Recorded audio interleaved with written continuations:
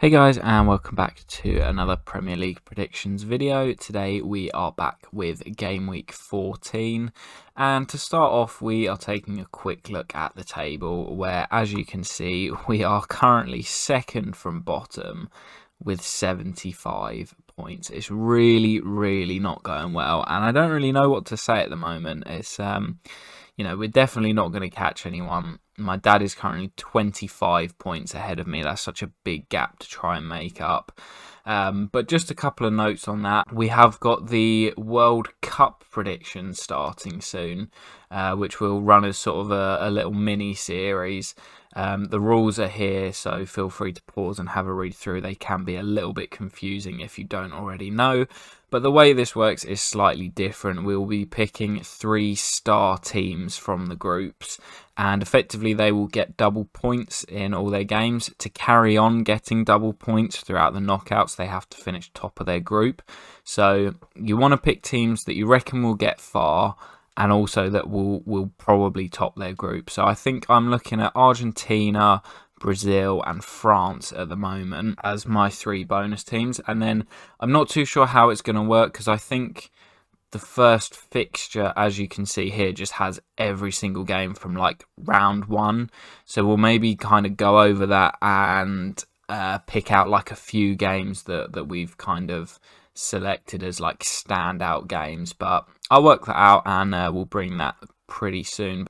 With the Premier League predictions, although it's fun to see how we're doing, like we're so far behind, it's going to take a miracle to start catching people up. So we will keep doing this up until the World Cup, and then obviously it will resume afterwards. But I mean, look at this week, 3 points. 3 points from 10 fixtures.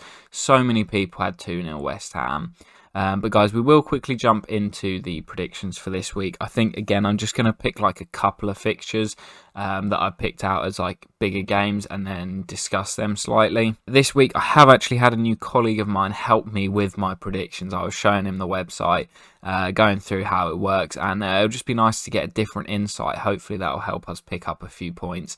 So let's jump into our predictions for this weekend, and as I say, it's a bit of a dual predictions this time. Okay then guys, here we are, and like I say, I'm not going to go through every single game. You can see the results on screen, they're pretty straightforward.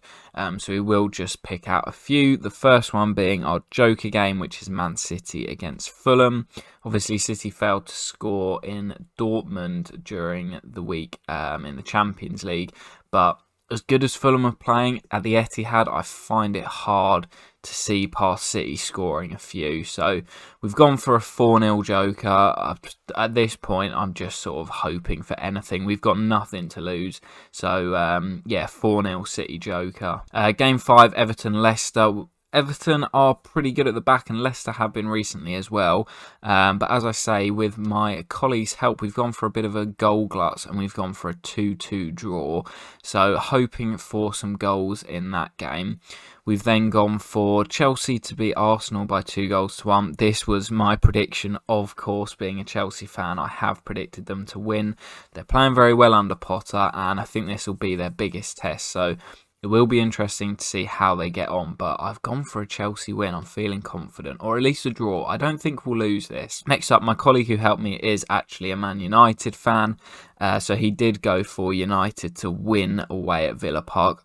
Looks like Emery's going to be in charge. I'm not sure if that's been announced yet, but I don't know if he'll actually be taking charge. He might be sort of in the ground, although it is next Sunday, so I imagine he will probably be actually in the dugout for this game. But yeah, my colleague wanted to go for a 2-0 United win.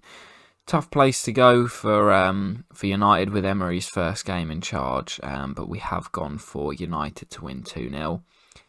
And the final game we're going to go over today is probably the biggest game of the weekend, barring Chelsea against Arsenal. It's Tottenham-Liverpool, and surprisingly, and I'm kind of regretting this because it was more me that went for it, I've gone for a Tottenham win, 2-1.